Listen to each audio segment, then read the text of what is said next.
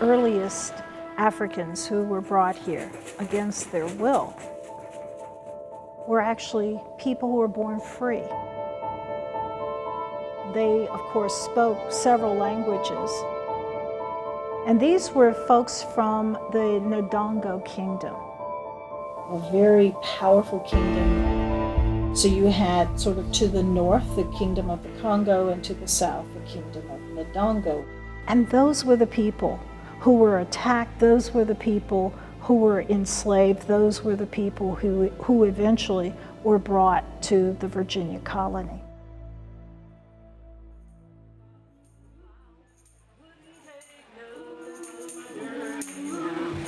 Keep your eyes on the prize. Hold on, hold on, hold on, hold on,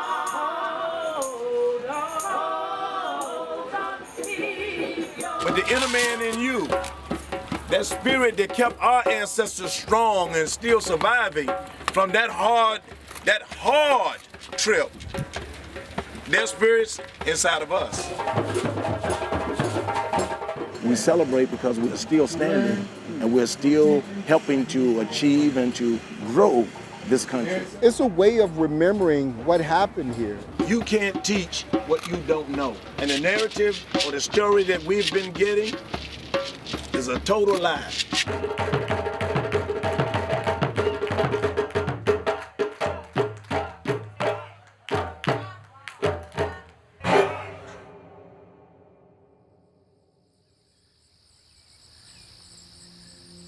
Consider the way we've been taught history for hundreds of years.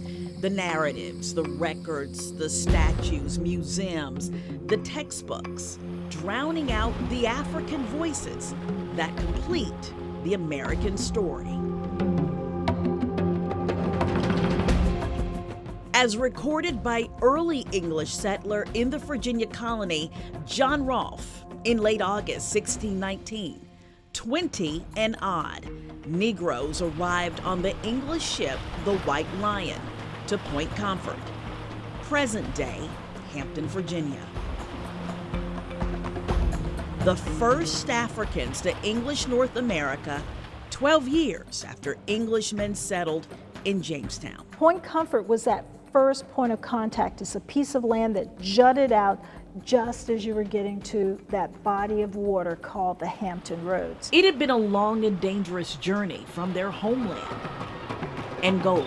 Ndongo, this is the precise location where most of those Africans will come from. Having their families, raising their families, they had their religions, they worship like people, in their religions, just doing what people do, running their businesses. Until the Portuguese settlers began to muscle away the African territory. Part of the reason they came there is because of the large presence of gold. And the Ndongo in particular mined a lot of gold, and they were very involved with the gold trade. And so the Portuguese were drawn to that area for that reason. The Ndongo did not want to see the Portuguese expanded. So from 1618 to 1620, Portugal and Ndongo were fighting major wars. About 50,000 Africans were captured. 1619 was part of that group. The Spanish and Portuguese were also looking for more laborers for plantations back home in a slave trade that had been going on for more than 100 years. They actually raided the kingdom of Ndongo. They raided their capital, and they took so many prisoners of war that reportedly there were 36 ships filled with people, at least 300 to 350 people per ship. And they were shipping them out to their colonies. This is the port city of Luanda from where they were exported.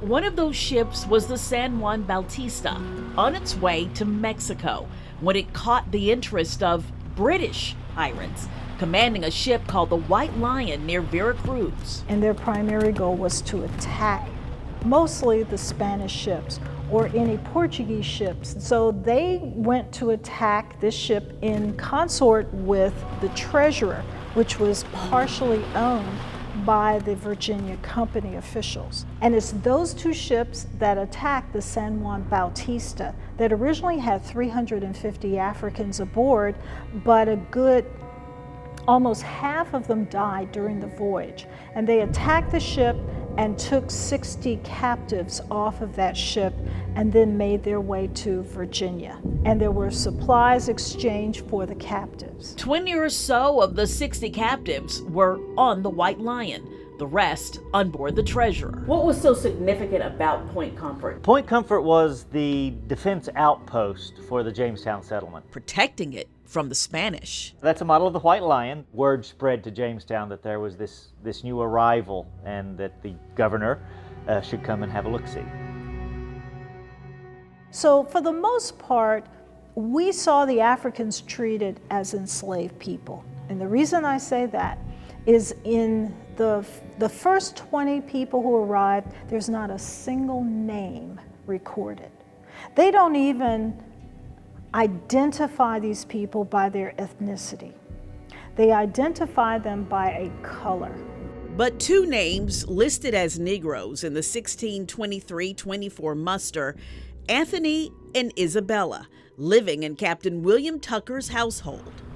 They're believed to have arrived as two of the 20 and odd on the White Lion. The 1624-25 muster shows Anthony and Isabel had a child, William, who was baptized. He's known as the first African born in English North America. Where's the other one? And this is the Tucker family today. We have come a long way. 400 years later.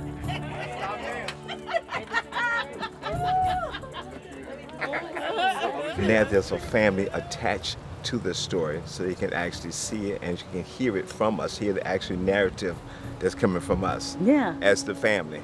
It's like, yes, we do exist. It's not just in a book. The narrative takes us to the historic 2-acre Tucker Cemetery in Hampton, 7 miles from where the African ancestors stepped off the White Lion. What's going through your mind when you see that Tucker's Cemetery, first black family, 1619?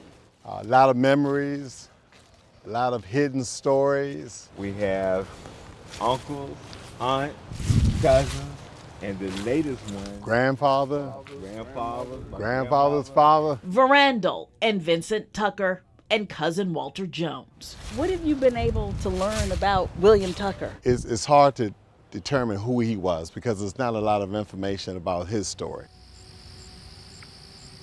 But when you go back 400 years and look at slavery and all of what we endured coming across the seas and just all of that, it was unbearable. And to just continue to press forward, to survive that, to adapt to that, and continue to move forward and share that story with others is remarkable. Marked graves go back to the 1800s, but ground-penetrating radar determined there's more history buried here. If they called it an old colored graveyard in 1896, it was already in existence. The Tuckers created the William Tucker 1624 Society to continue the research.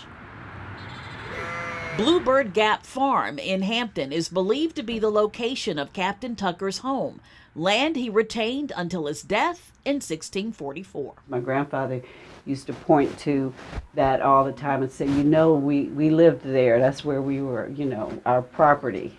And I don't think we owned that property, but the Tuckers ended up being landowners in the community and in the area.